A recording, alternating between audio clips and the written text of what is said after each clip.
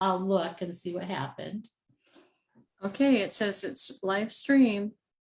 Okay, I'm gonna admit everybody.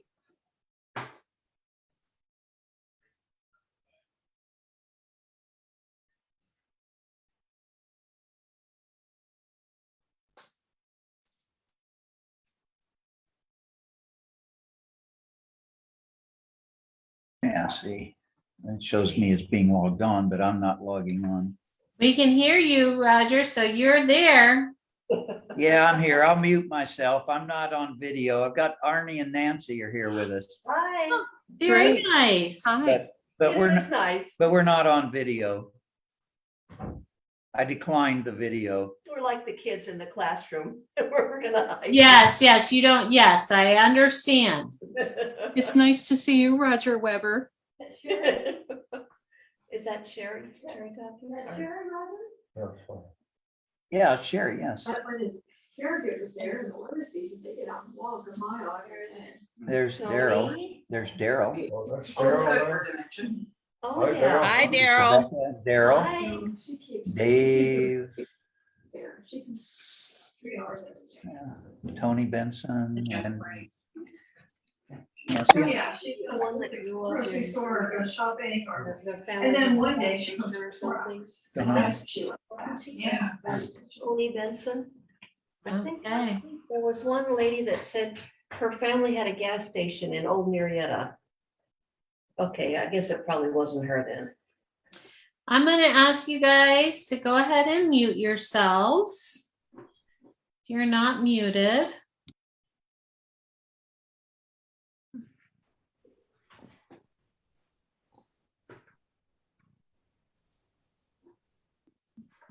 And here's Luke coming on.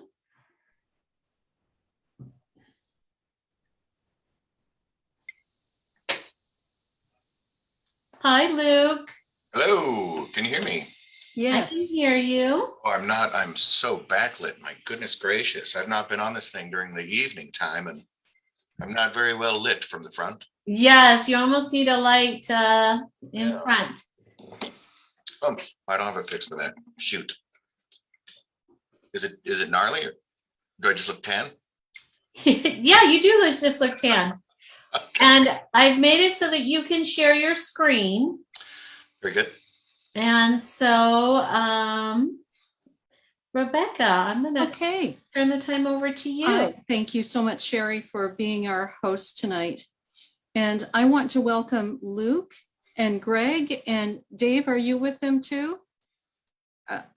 Actually, hi.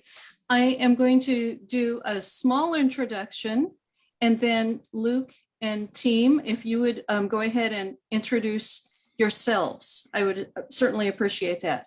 So we are blessed with the presence of some geologists tonight who have written a book called Geology and Enology of the Temecula Valley. And you might wonder, why are we doing this for a historical society? And you know, have you heard that saying, older than dirt? Well, geologists work with dirt and with stone and with geographic formations. So it has everything to do with history. And with that, Luke, thank you so much, and the rest of your team, and I'll turn it over to you. Thank you. Thank you. It's really a pleasure to be here with everybody this evening. And we're all super excited to share this volume with you. I think I'm going to go ahead and do the presentation, and at the end, I'll introduce Dave and Greg. And they're here to help support me in any sort of technical questions you may have about publishing, because they're the experts there. And we're really the driving force behind getting this field trip made and this volume produced. So let me just try to share my screen here. Okay. Can everybody see? I'm just going to try to start the show here.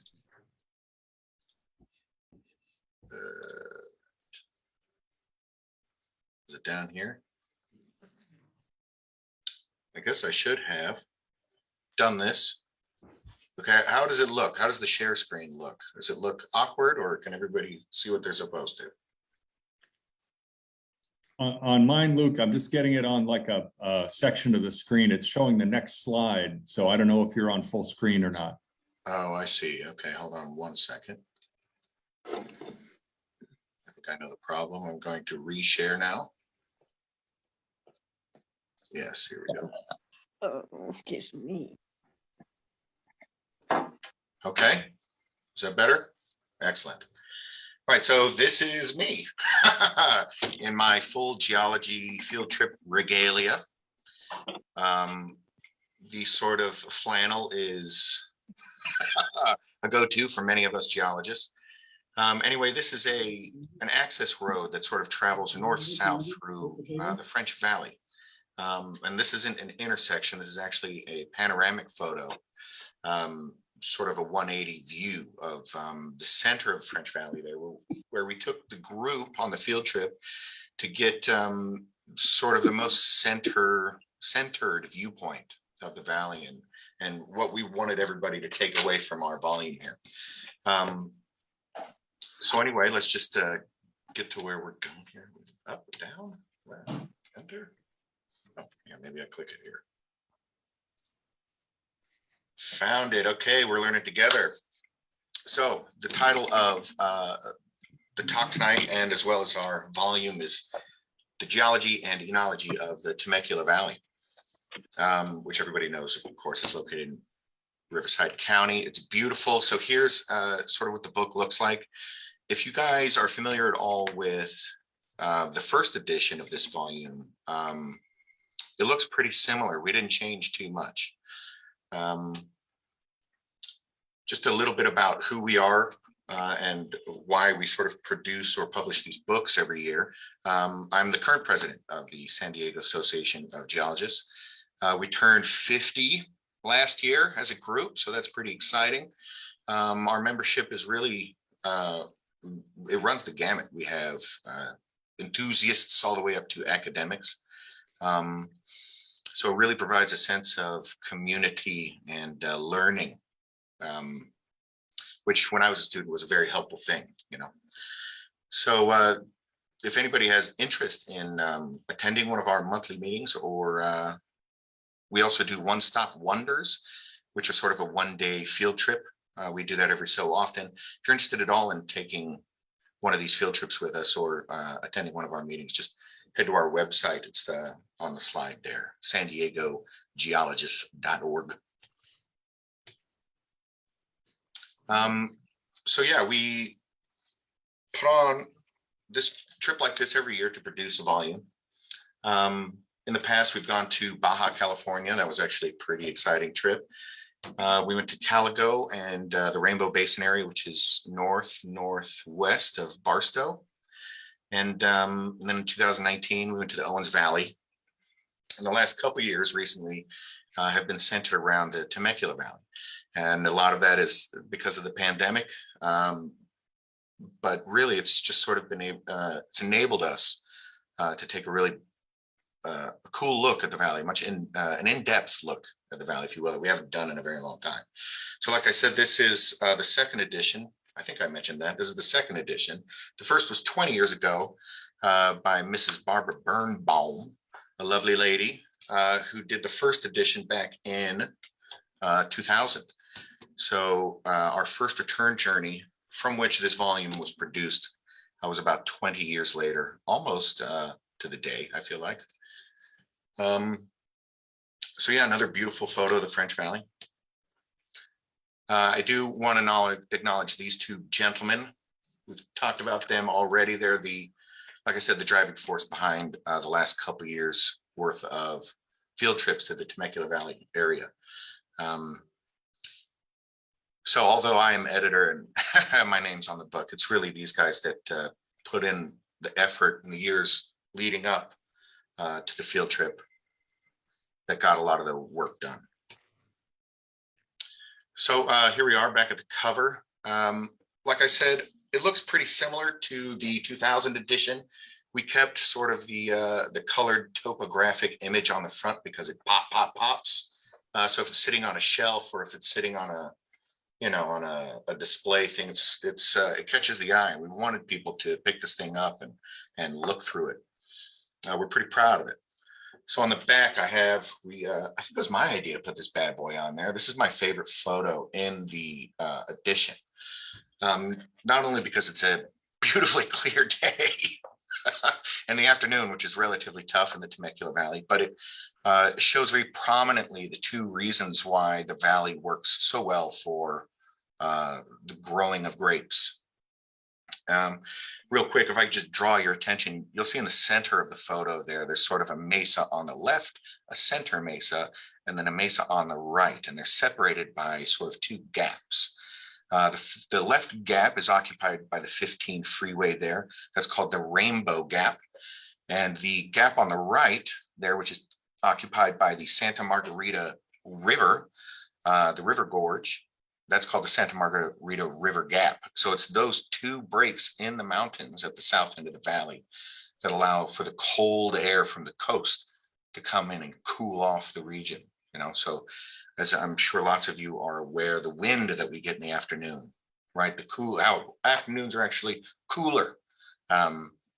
That's due mainly in very large part to these two gaps in the mountains.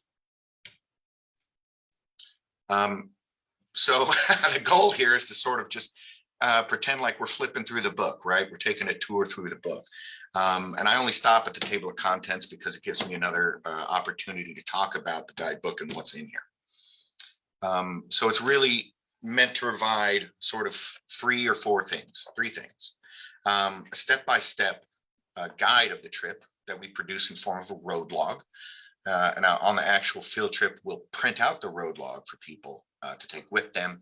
But we also include it in the edition so that if people were to purchase this book later on, they could have everything they need to take the trip themselves. So we also provide a lot of background information on our two headlining topics, geology and enology. We do that in the form of research papers that are really localized to the region and the area and provide specific examples as to what we're trying to get across in the volume.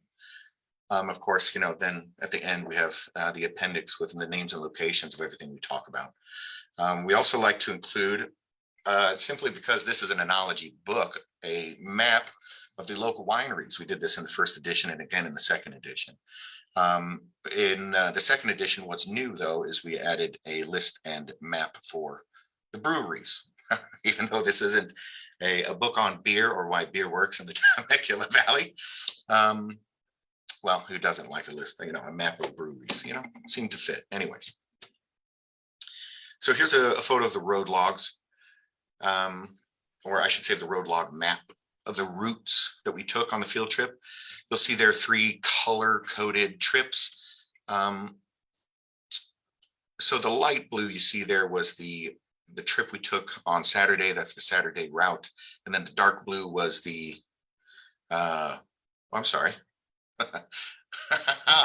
the Saturday afternoon route. So those are 2 sort of 2 routes you can take that are both have the road log accompaniment.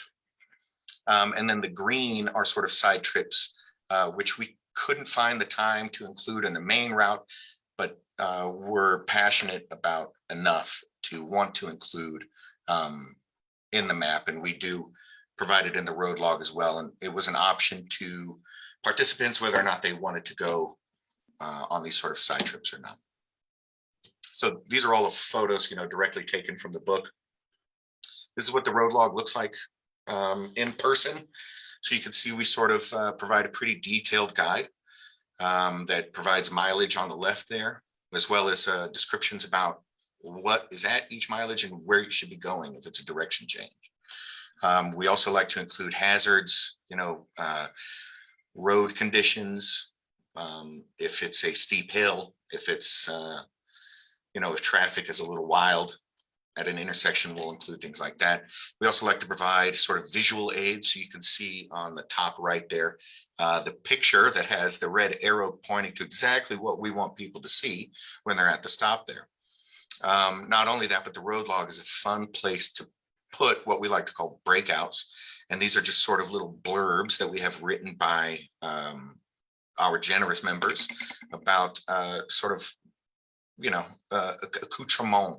The example here is from our own Nori Robbins, a little accompaniment paragraphs. I think it was about a page worth of writing on the Lusueño people, which were a tribe that lived in the Temecula Valley. Tribe, I think that's it. Anyways, so here we'll go through the book now. We start with Enology. The Enology section includes about 4 papers on the who, what, when, where, and why of wine in the Temecula Valley. There are a lot of conditions, that the wine needs. A lot of boxes you have to check to be able to grow quality wine or quality grapes to make quality wine. We'll talk a little bit about that soon. We also included sort of general history on the settlement of Temecula in the form of a couple papers, and a new paper that we added to the second edition, because it's also new to the tour and the road logs, was Luther Wilson and his impact on the Menifee area of Temecula Valley. His middle name is actually Menifee. So anyway, we'll talk a little bit about that. So here's one of the coolest and most explanatory papers on enology that I've read, simply because it's simple, it's concise, and it gives you all of the information you need in one short paper. And this was in fact written by Barbara Birnbaum, the editor of the first edition. So she included maps, and tables like in the top right to sort of make all this information digestible, because it is quite a bit. In order to be successful in making good wine in Temecula Valley, you have to grow good grapes. And growing good grapes is a balance act. You have to manage temperature. You have to manage soil pH. You have to manage water content in the soil. So there are a lot of things to sort of think about when you get into the business of growing grapes. I know that a lot of the information that I thought was cool in this paper had mostly to do with the geology of the Temecula area, right? So where the Temecula wine country is, the geology there, the rocks there are coarse enough and porous enough to hold water and then let it drain away. It is not so coarse that it retains heat, and it is not so fine that it retains water. And the problem with retaining water is in the winter, the water gets cold, freezes sometimes, and that's never good for grapes, right? Because grapes like a nice green zone. So if it's too cold for too long, if it's too hot for too long, they don't like that. At the same time, if you give it too much of what it wants and you make your grapes very successful, then the harvest you reap is not very flavorful, right? The grapes that have produced a plenty are not quality grapes. So in order to have apparently really good grapes, you have to make the vines suffer a little bit. You want to make them walk that green zone as often as possible. So the fluctuations in the Temecula Valley help. The fact that grapes like to grow their roots something like 75 feet, 100 feet into the ground.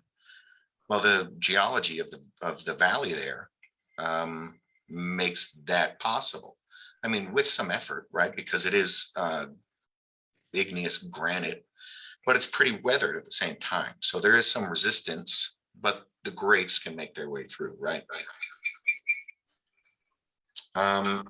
Let's see. So we move from that to the history. I'm getting some feedback. Do I sound okay? Okay, it's gone away. So we move from Barbara's really concise paper about growing grapes to sort of the history of the Temecula wine industry in the Valley. This paper is put together actually by the Temecula Valley Wine Growers Association, as you can see there. They go through the history of wine in the area, but not only that, the history of grape growing, the trial and error process that came before sort of the chemistry revolution of the wine industry. You know, this is before people realized the impact that water chemistry, due to what rocks are in the region, would have on the grapes that grow. So like we were just talking about, that green zone for grape growth, the same goes with chemistry. Depending on the rocks in the area, as water traverses through the rocks, it breaks parts of the rock down and can create a variety of sort of pH conditions within the soil. And wine, well, I should say grapes specifically, like a sort of neutral to more basic, so a higher pH than an acidic condition. So before people knew anything about chemistry, the chemistry of rocks, it was sort of trial and error. And so they plant here, didn't work out. They plant there, it worked too well, so the grapes tasted terrible. You know, so it's trial and error. And there's a lot of that sort of included in these history papers, which is pretty fun. Not only that, you get to learn about where those areas were, and you can actually go visit them in person. It's kind of cool to go stand there and sort of put your mind's eye to use. Yeah. So then we move on to a paper by Carrie Cato, who actually has a paper in the geology section as well. We'll go over that. That one's actually a lot of fun. Who talked about the sort of indigenous populations and settlements in the area at the time.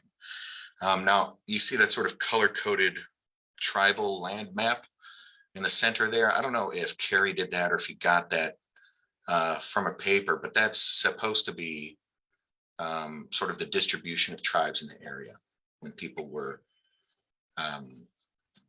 you know, moving in and growing wine. So you can see that they talk about the Butterfield stage, right? The missions and ranchos, and you can, a lot of these photos look so familiar, but also so different, right? Because there they are, those so familiar mountains in the background, but boy, oh boy, right? Does it look different today? So I find a lot of joy flipping through these photos. I just wanted to include a couple of them there so you could see. And then we move on to Bob Kent's paper on Luther Wilson. So this was the guy I mentioned earlier with the middle name of Menifee, the namesake of the fun little city to the north of us. Is it a city, Menifee, a town? I'm not sure. Anyway, it was his sort of gold exploration that brought a lot of, you know, commerce to the region. People opened up a lot of mining claims. And for our field trip, we visited a lot of those old mines. They weren't too exciting. You know, you hear mine and you think to yourself, ooh, dark, you know, tunnel, cave, headlamp, rock pick, veins of gems. No, they're just big holes in the ground. But the cool thing about the geology of the Temecula region is it's right there on the surface. So miners didn't have to dig into the hillside. They found the geology they were looking for right in the hills on the surface. And so would just create these sort of big pit mines and then sift through the material that they blasted out of there.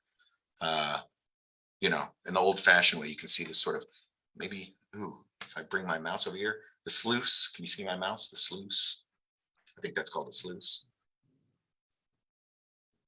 Anyway, really fun, really cool paper. A lot of this stuff you can actually see down at the Vale Ranch area.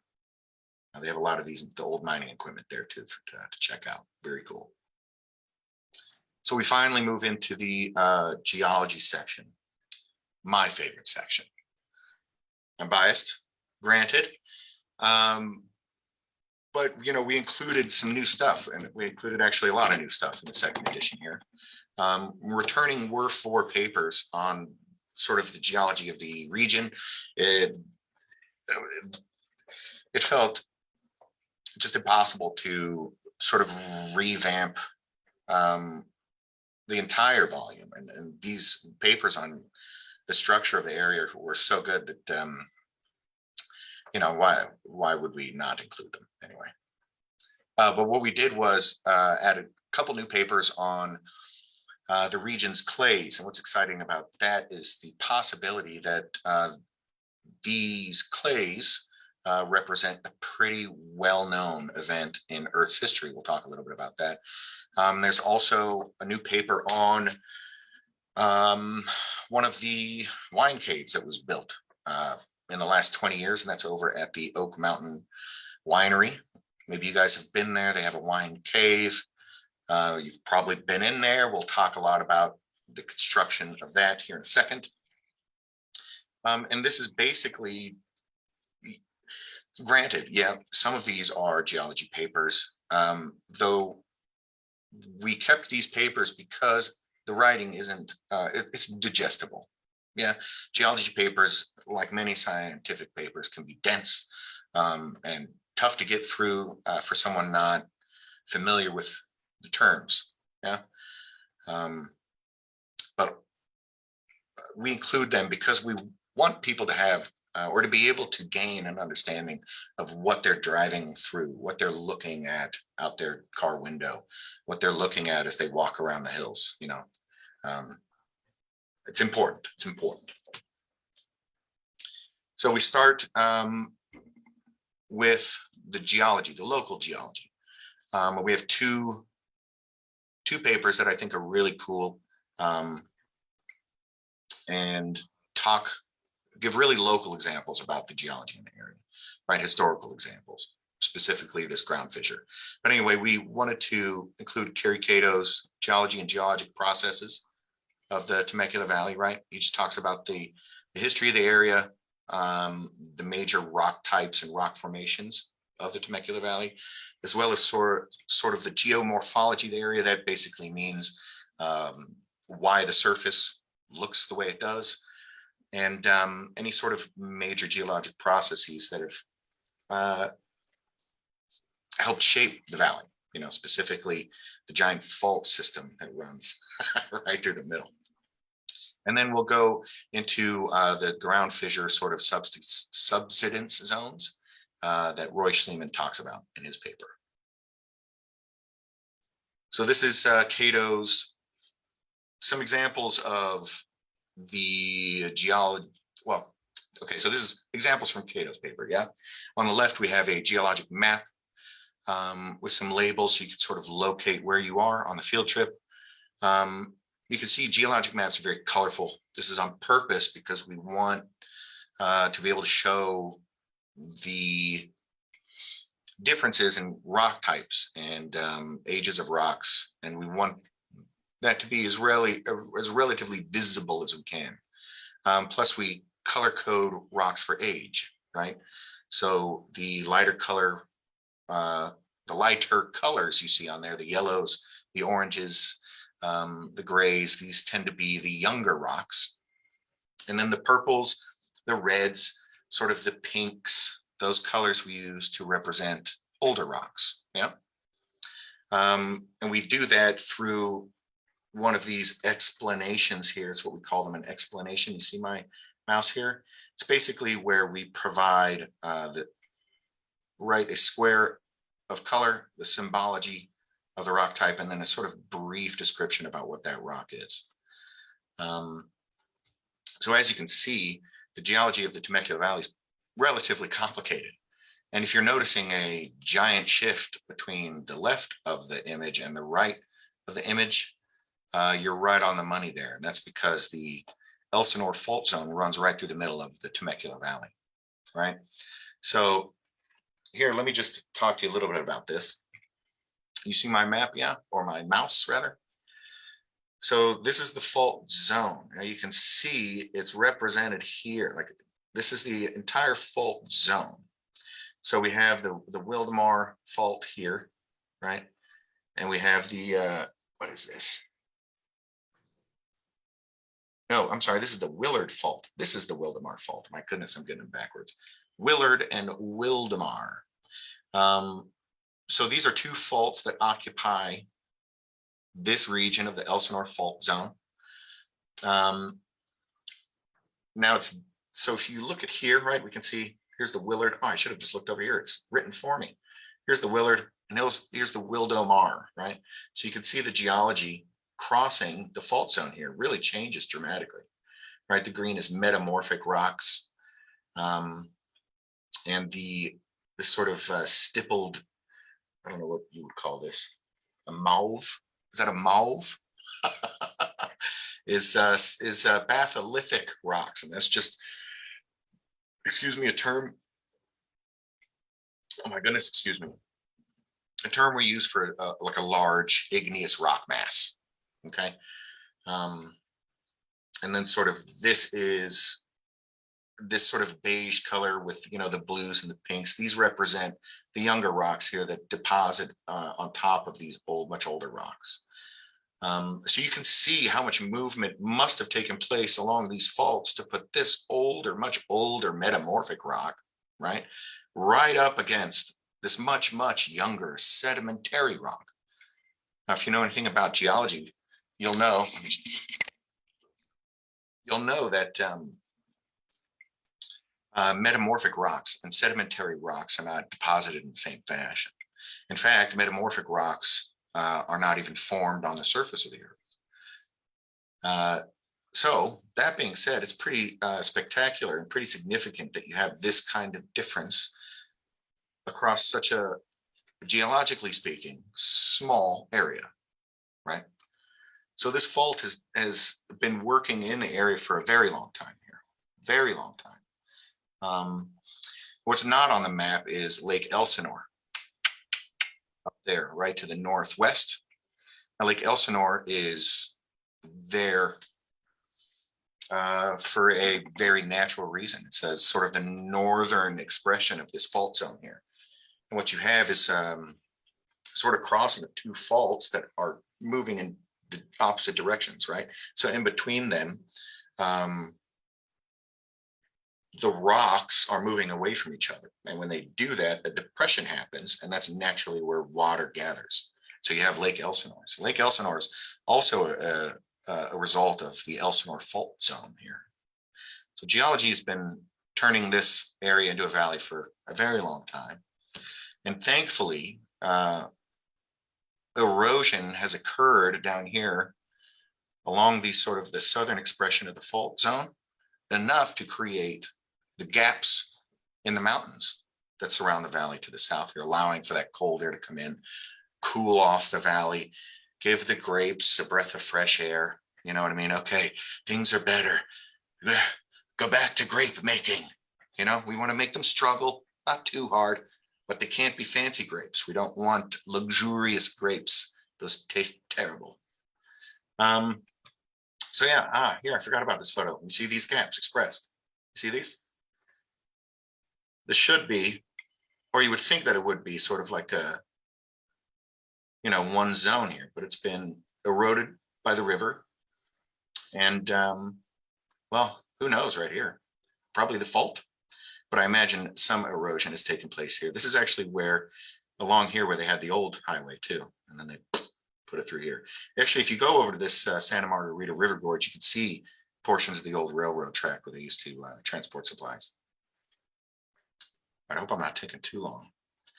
So here we are moving into the sort of fun, more historical geologic informations. You can see the papers are, or the photos are old, but not terribly old, right? Like this can't, like how long ago was this built? No, I see the stilts. But anyway, this is what happens when ground movement is expressed, you know, in modern times today. It does this kind of thing to the ground. So this area was, oh yeah, it is the Wolf Valley Fault. Okay, so this area is in the sort of just in the southeast side, right, of that Rainbow Gap. Everybody's familiar with the Pechanga Casino. You move a little bit further south, you hit their reservation, right? I recently did a fault study on their reservation down there. I shouldn't have even brought that up. But one of the studies that we included in our possible hazard investigation were these cracks.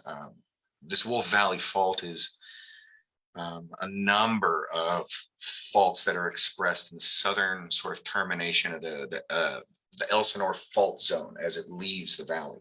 Because as it leaves the valley, it turns into a pretty straightforward, the fault zone gets much more narrow. I don't want to say it's one fault, but it's certainly over a much smaller, much thinner area, right? So at this sort of southern coming together, you have the Willard Fault and the, oh my goodness, what did I call it? I'm forgetting. We've moved on. Wildemar and Willard Faults. So as they come down in between those, the Wolf Valley begins to pop up.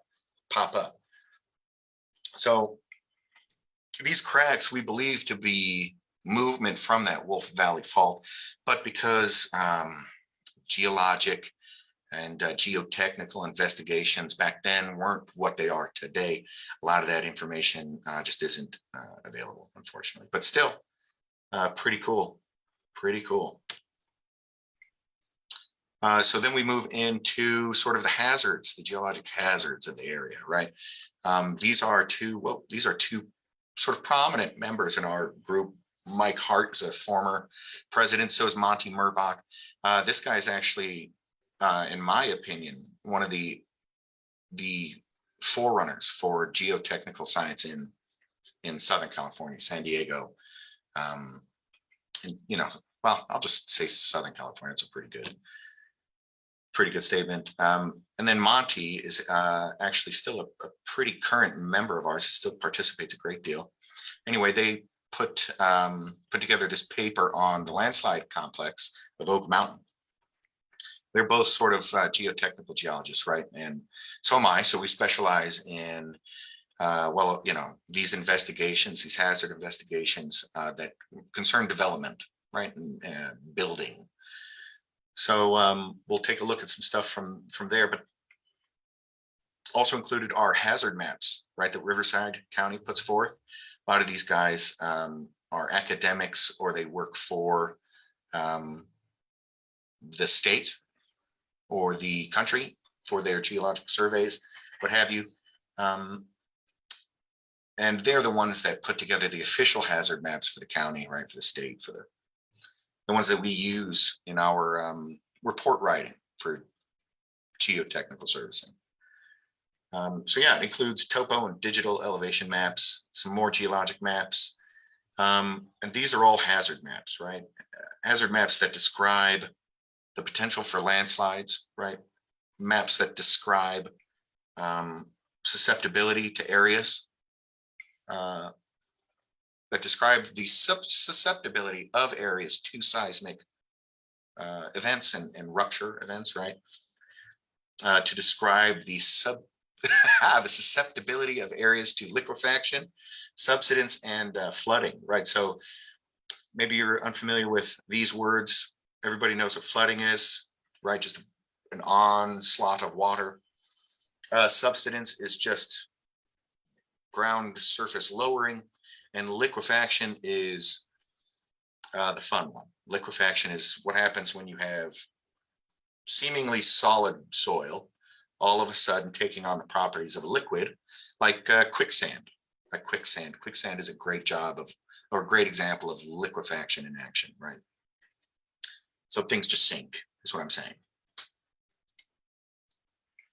So here are a couple on the left. These two photos are from Monty and Mike's paper on landslides.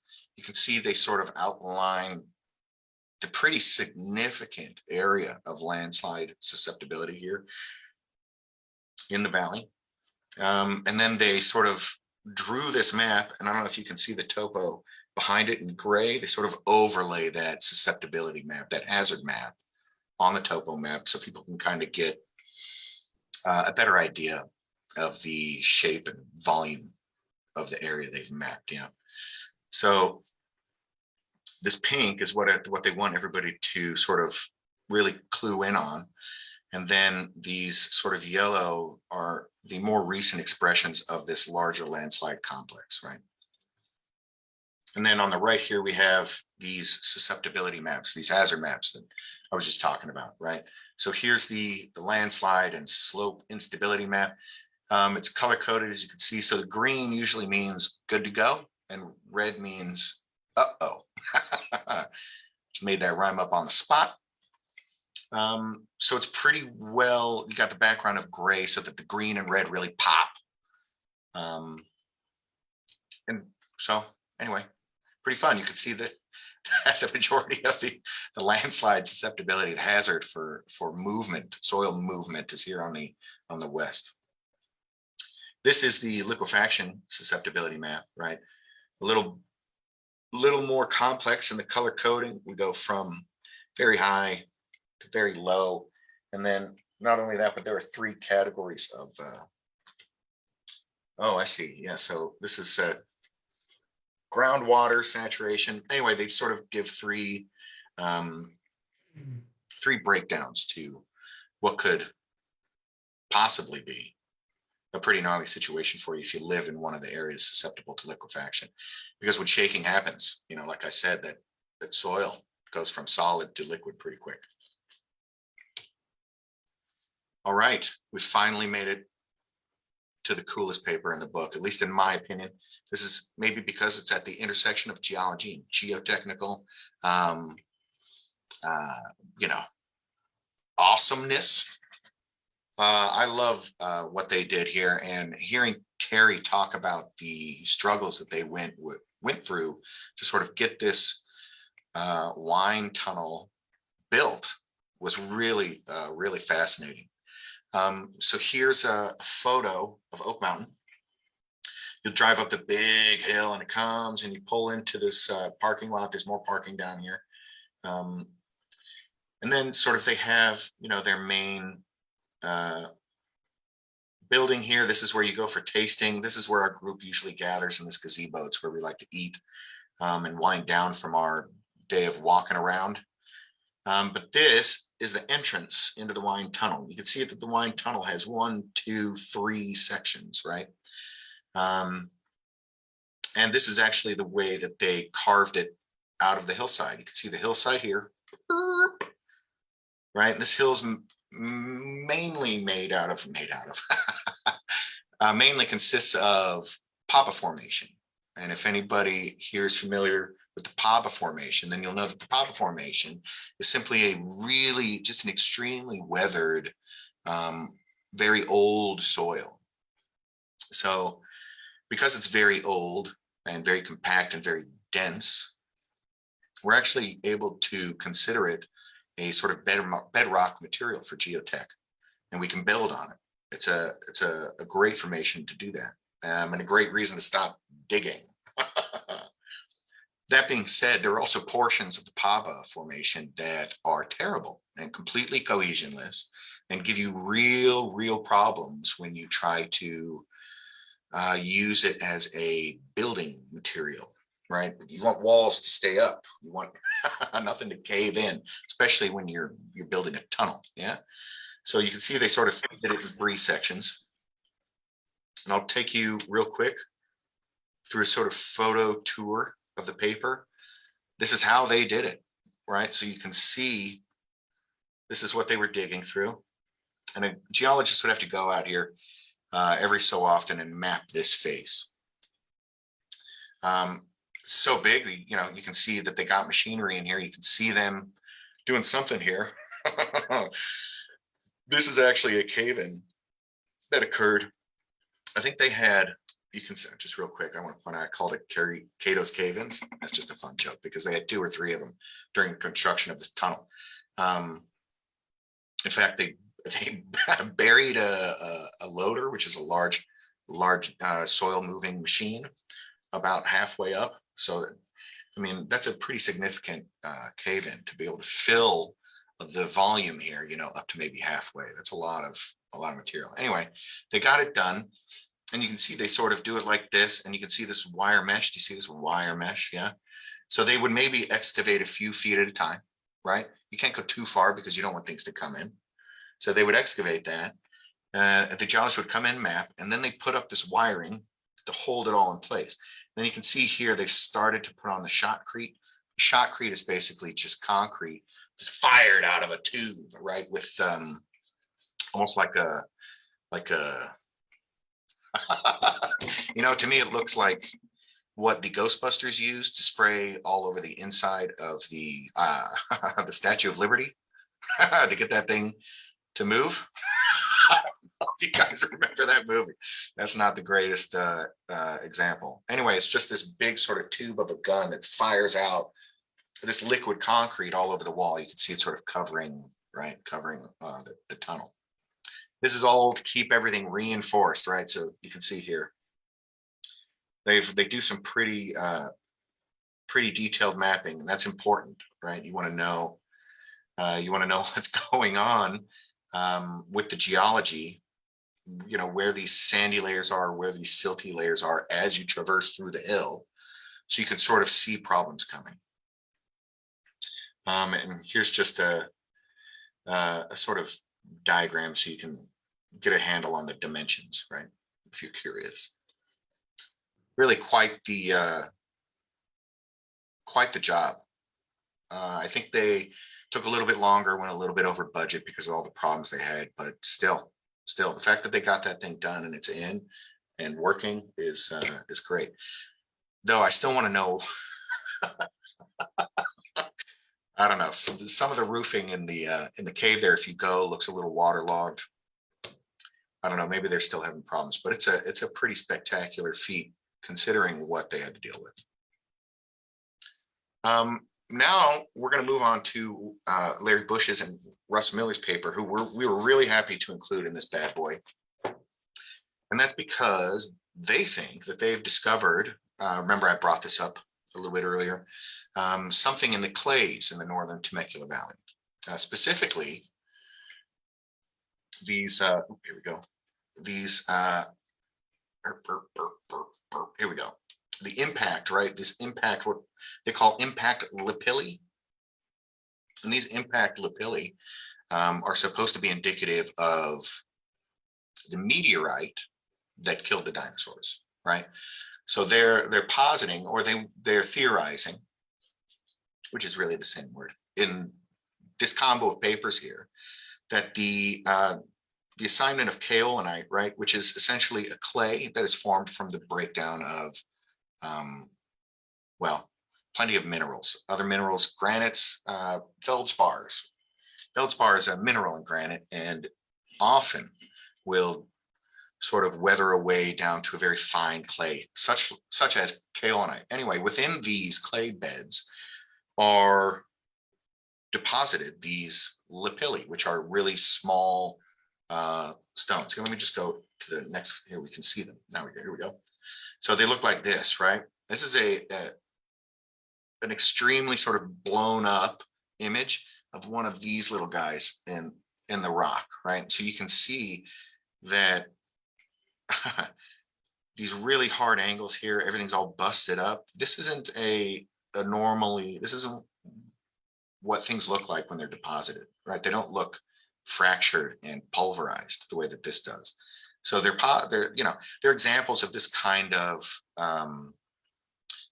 like impact lapillis, these round stones that have impact evidence. They found deposits like this in Europe and in South America and other places, and use these as direct evidence for a meteorite impact, right? Meteorite deposition, because you'll have where the meteor lands, right? So you have this local impact geology and the way things look after the impact, right? And then you have sort of like the next step out where geology responds a little bit differently. And then you sort of have, right, the very far out impacts that these meteors have. And that's what they think these impact lapilli are, that they traveled from that impact point up thousands of miles through the air, which sounds a little crazy, but very plausible from a geologic standpoint, very plausible. How long was it raining ash when St. Helens blew, and that was a little guy relative to the force that was expressed in one of these meteor impacts. Yeah. So here's, some other impact, some other examples.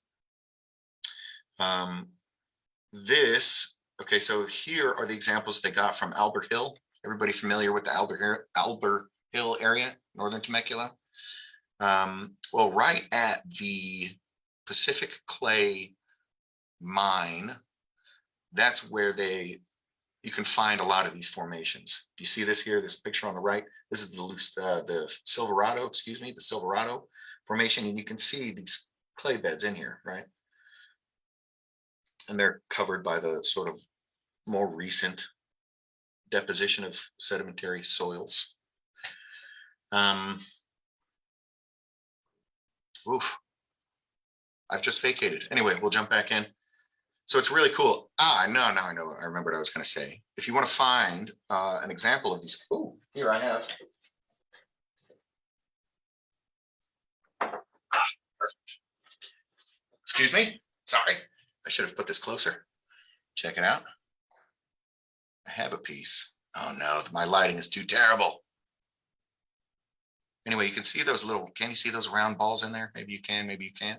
If you want to go pick yourself up a piece of this possibly very cool rock, you just go to oh my gosh, I'm not going to remember the name of the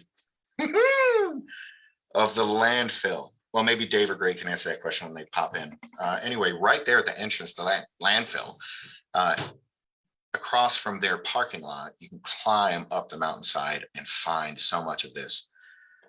Anyway, so possible evidence of the meteor that killed the dinosaurs right here, my palm. Well, my palm. Right. I can't hear if you're laughing. I don't know if my jokes are landing. Anyway, glassed but not gleased, the glossary. As you can tell, I crack myself up pretty routinely. We like to include this glossary because terminology is important, right? You want to learn about something, you learn its definitions, and then when you read about it, understanding comes faster. So we really like to include these terms. Not only that, how many people are going to know what an anticline is, or viticulture? We like to provide some explanations to the curious. So here in the back of our book, you will find the winery and brewery map. They are numbered, and you can find the name of the winery or brewery next to its appropriate symbology. We just thought that would be a very cool thing to include, for the person that's picking this up, the layman that might just pick this up and go, ooh, I would take a couple of these trips. And so anyway, that's the goal. And I hope you've enjoyed this. If you have any questions, please let me know. And if I cannot answer, Dave or Greg can. Dave or Greg, do you remember the name of the landfill? Well, Yeah. it was Hi, this is created by Waste Dave. Management.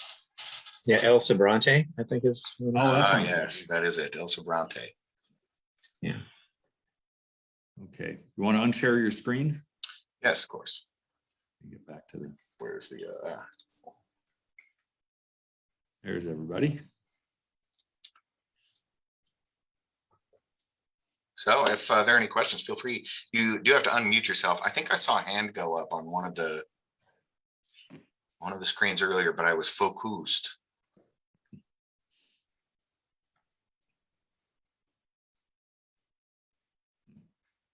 You do have to unmute yourself.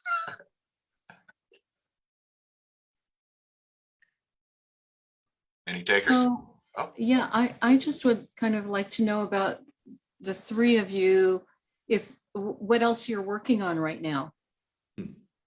Well, we're currently in the middle. Well, I want to say the middle. It feels like the middle. We've made a lot of progress, but we're sort of in the early stages of putting together this year's field trip, which will be in the Chihuahua Valley area, which is sort of north of Santa Isabel, northwest, I think, of Anza, sort of east of Palomar. If anybody's been out to the Chihuahua Valley there, just a beautiful area. And we're going to be visiting more local mines, specifically the pegmatite mines of the region. We did discover, or I should say we toured the Blue Lady mine not too long ago. That mine does have some, I don't know, caverns, would you call them caves? Some spaces that were opened up into the hillside that you can actually crawl into and explore, that bats use to home, to house for the evening. And they're small, so they absolutely scare you when you're all of a sudden right next to one of them. But man, we were shining lights on them and being loud. They didn't care. Fast asleep. And we're staying, at least the plan is, as of now, to stay on a local ranch. So I think we're remaining relatively close to the Temecula Valley. So anybody that's here and wants to be a part of that field trip, I highly recommend it. I think it's going to be a lot of fun. And if you want information on that, just well, if you visit our website, a number of us have our emails on there, and you can just email us on the side and we'll give you those. We'll put you on the list to receive information. As of now, the field trip scheduled for September 30, October 1, that weekend. We will not have a registration form out for, I think, another couple months, but we're going to get that out as soon as possible so we can try to include as many people as want to go on the trip. Yeah, Jim, I saw you raise your hand. Yeah, I had a question. I had a couple questions. One, how often do you do your field trips? And then number two, have you done much exploration or trips into the tourmaline mines down in Palma Valley area? We do our field trips every year. It's a yearly and annual adventure for us.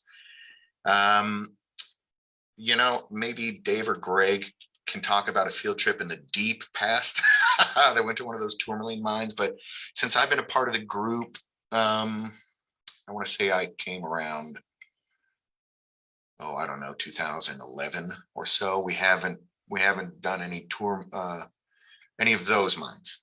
I know what you're talking about, though. Greg, Dave, do you know? Well, actually, Dave, you probably remember the year better than I do, but we've been to a number of tourmaline mines on our various field trips, including the Cryogeny mine near Warner Springs, the Ocean View, it used to be called the Elizabeth R mine, which is open for tours, by the way. And we can let you know how you can set that up. That was Dave, you were on that trip. I remember you there. And previous years, even out to what's called the Pack Rat mine down in near the Interstate 8, southern part of the county. So yes, we've definitely done that. We've got a local expert on tourmalines as a part of our group, Chuck Hauser, and he has led us into some of these before. And we also, on our one-stop wonder trips, we've these little half-day excursions. Yeah, certainly. In a couple of tourmaline mines, including one that we explored near Mission Trails Regional Park in San Diego, not too far from the what might be the oldest dam in California, built by under the direction of the Franciscans to supply Mission San Diego, and the dam is still there. And a short walk from there, you can get to, the trails are kind of closed, but if you know where to go, you can get to a tourmaline mine not too far from there.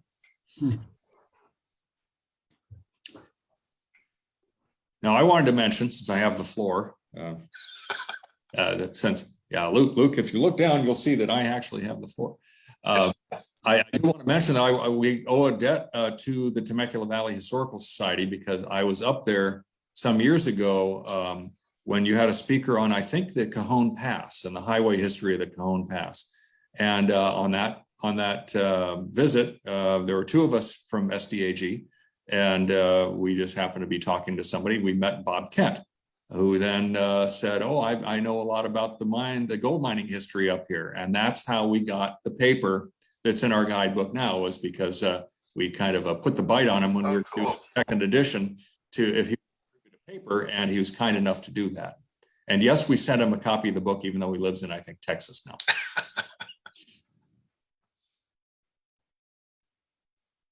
And I was I'll blow my own horn. I was, I think, the only who was on the 2000. I was the Y2K president of SDAG. So I was there in our organization. The vice president actually runs the annual field trip. So when I was the president, Barbara Birnbaum ran this trip in 2000. So I was a big part of that at that time, as was Kerry Cato, who was the co-editor of the first edition.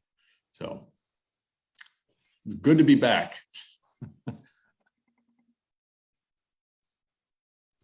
Yeah, Dan, please. You know, it's kind of interesting. You're talking about how the geology affects the wines. I went to school in Kentucky, and you can only get bourbon from Nelson County, Kentucky. And I mean, other places will bottle it, but even Tennessee, you know, some of it, it's never called bourbon. And it's kind of interesting when you start talking about, it has to do with the limestone formation in that area. And there's also a lot of caves through Kentucky. I wonder if you've ever, you know, done any geological things going through that state. And, you know, it's probably not of interest to people in California, but I'm just kind of curious if you've ever done anything out that way. Unfortunately, no. No, but limestone exploration is a great deal of fun for geologists. That kind of what we call karst topography is super fun to explore, to try to learn about, right? I've not done any work in Kentucky, though geology, you know, is interesting regardless of border or barricade. Yeah, I don't know. We're all, I think, pretty California specific. Not to say that people don't do expeditions and explorations elsewhere. Greg or Dave, have you worked in Kentucky or the middle of the country there? No, I've toured some limestone caverns in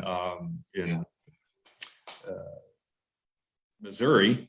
But I also want to point out, if you're interested in limestone caverns, we do have a couple environments in California that have them. Probably the most extensive and the best known is in the Sierra Nevada foothills in Sequoia National Park, and in that area north of there, you can find a number of limestone caves. Some of them are state parks, some of them are privately run, but you can tour them.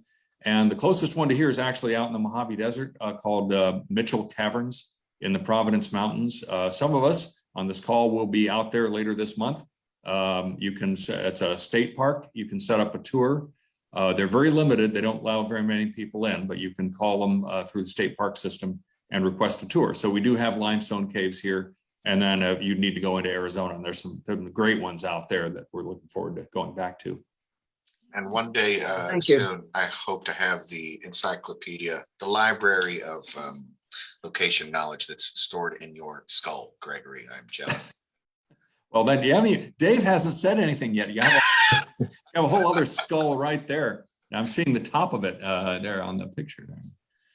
Yeah, time was you couldn't see my skull quite so easy. But I think the most limestone sort of cave exploration I did was in Indonesia. It was purely, well, so for my undergrad, we have to have a senior thesis as an undergrad, and you defend that thesis to the department as one of the requirements to graduate with a geology degree.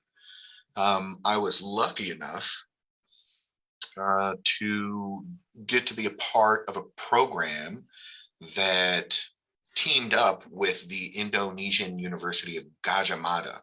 This is the main university on the island of Java. So the geology chair, the department chair at Gajah Mada University, was a Rhodes Scholar that attended SDSU, my alma mater, and formed a pretty good relationship with the department there and opened up this sort of tag team operation. And I was, I think, the third student to take advantage of that program, where they sort of send you over to the country.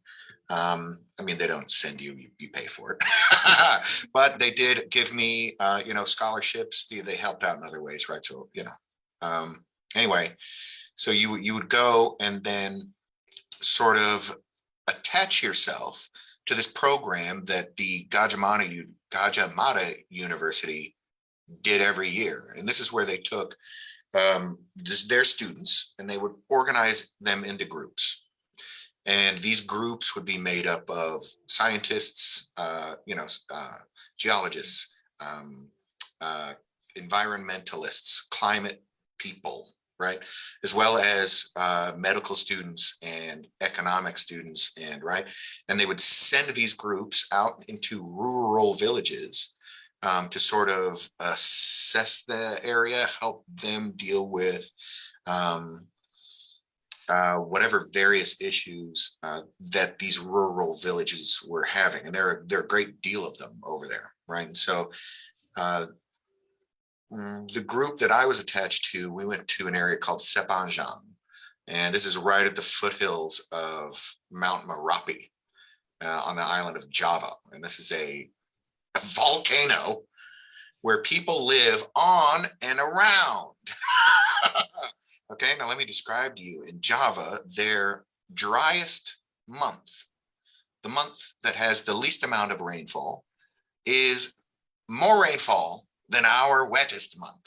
Okay, so the rain there falls. I mean, when you look at it, it looks like you're looking at a staticky image on the television. That's how gnarly the rain is, right? Anyway, we go there and we had to sort of produce a landslide hazard map. That was the goal of the, anyway, on the mountainsides, up at higher elevations, were limestone formations.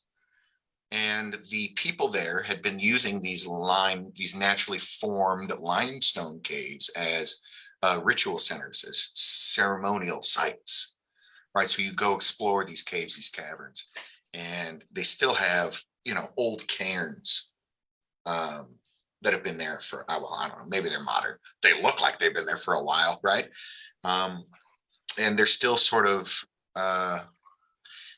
kept by the local people there, right? I don't know if they're as heavily used for religious reasons now, but man, those caves out there, if you ever get to Indonesia, the limestone isn't low, it's way up high, which is a testament to the kind of geologic process that's been happening in that region. Limestone forms in really calm, really deep water environments, right? Where all the little shells fall and collect on the ocean floor, and then that stuff is smashed for so long that it becomes stone, but this stuff, once it reaches the surface, as it inevitably does, erodes very quickly. So you get these big giant cave systems that people have been using in this fashion for a very long time. So anyway, that's my very long story about the limestone caves that I saw. So I'm still waiting to hear Dave talk. And so Dave, what's your most favorite geologic formation in the Temecula Valley? Oh, I don't know. There's so much, and I do want to thank Luke for taking what could have been an hour-long talk on each paper and condensing it down to a tidbit to kind of whet the appetite for what what you might find in the Temecula Valley, because there is so much there. And we did go a second year in a row and didn't really repeat anything. One of the things that we did that first year is we discovered a lot of geology that we wanted to go to, and that's kind of what led to we had enough for really 2 field trips, and then with the pandemic we were able to go go a second year and see a lot of other new stuff. One of the things that I really kind of discovered in that first year that we weren't able to see, we didn't have time for, was the large ring complexes, which like the Paloma Valley Ring Complex, and I think that was one of the highlights for last year's trip, the 2021 trip. So maybe that would be my favorite. So that was something that wasn't, even though geologic maps had been made decades before, it really wasn't recognized until the 1970s.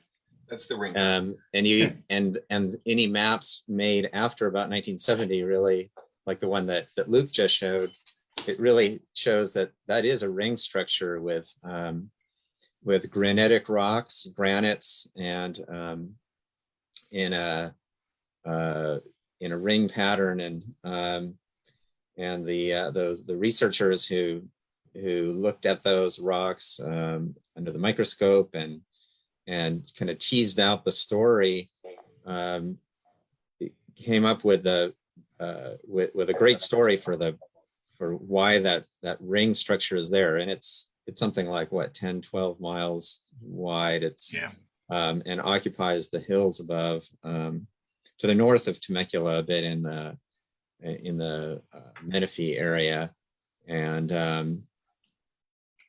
they're granite. So granite is a plutonic rock. It's formed at depth.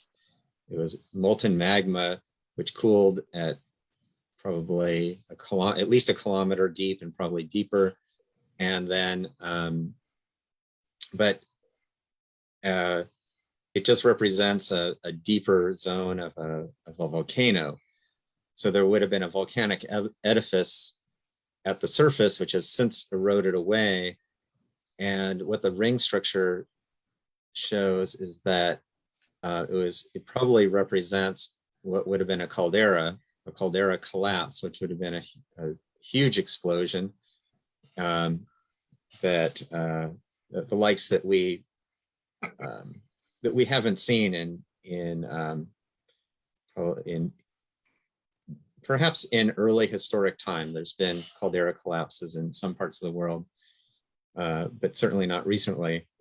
And that's what the ring structure represents. It's a decompression. The minerals that are seen in thin section show that lead to the conclusion that that's what that represents. It's one of a few in Southern California, and it's one of the first that was recognized. There's at least there's another one to the northwest of that has been more recently recognized, and there are several in San Diego County and one kind of a ring structure in northern Baja California. So they're not rare, but they're somewhat enigmatic and take some effort to discover. Anyway, we have a write-up in the book on that, and some places where you can see some of the outcrops. Really a beautiful structure. Yeah, sorry. I don't know if there are any other questions at all, but I want to thank you for sharing your expertise, your passion for your subject, and for sharing your book. You gave us this copy for our Historical Society. This copy is kept at the Little Temecula History Center, where you heard the gentleman speak and where you met Mr. Kent, Bob Kent, and it's available for everybody to look through, or it's available also online. I think we have it listed as our recommended reading books on our website. It's a good one. Thank you. We're very Thank proud you. of it. Yeah. We are. Thanks all. Okay, and We hope you all get a copy and enjoy reading it. We really do. Dan, did you have a quick question real quick? Yeah, Let I me- did. One thing I've always found fascinating in California is these little mounds that form up. And one person suggested reading this book, The Fault of California. I don't know if you read that, if that's a good reference book for some of us that don't know anything about geology. But I'm also curious about how these little mounds, they're just, you just see them pop up out of nowhere. How do those form, or what forms them? Well, Give me an example of. sorry, go ahead, Greg. I'm gonna say, where would you see these kind of mounds? I want to be sure we're talking. Well, like when I go down 15 from Temecula down to San Diego, a lot of times you just see a little mound kind of pop up. Like Miramar? Without being crude, it looks like a breast just sticking up, Sure, sure. and you see these little things sticking up. And I'm wondering, is it just a soft spot in the ground where, volcano spits something up or what? More likely that it's a pretty resistant center of something that was there a long time ago. What you're Mima describing. mounds. Say again? Mima mounds? Yeah, it's what it sounds like. They're not, you may see one here and 5 miles later, Yeah. you may see another one. They're just kind of, spread out. And I always wondered if there was just a soft spot in the ground. But it's And a usually volcano not. underneath. Yeah, it's usually not a result of something pushing up in such a local area, right? Such a small zone. It's much more likely that it's something resistant to erosion, and everything around it just eroded first. Okay, thank you. Yeah. Want to point out though, is if you'd like to buy one of our books, we hope you do. That our publishing program, proceeds from it go towards our scholarship program. That's a very, very important part of what we do. And we're able to give, at this point, we're generally giving $1,000 scholarships to both graduate and undergraduate students at a number of different universities and colleges in San Diego area, especially. So we are very happy to support that effort. And that's kind of why we go to the trouble of publishing stuff. So, and making it look good. It's one thing, for a guy field trip, you can put together a little, bound set of papers in a 3-ring binder. And I've got plenty of examples of those, but you're going to go to the trouble to make it look nice. It's because we want to make something that's interesting to the general public, the larger audience, and also to generate those funds for our scholarships. And Luke could tell you, he's a fine scholarship recipient himself. Yes, as a 2-time recipient from the group. Yeah, very helpful. Very helpful. So thank you, Rebecca, for your patience with me, especially. I'm a busy man and emails get lost sometimes. So thank you for your patience. No problem. And thanks again for sharing with us this evening. My pleasure. We'll say good night now and we thank you. Thank you. Good night, everybody. Thank you.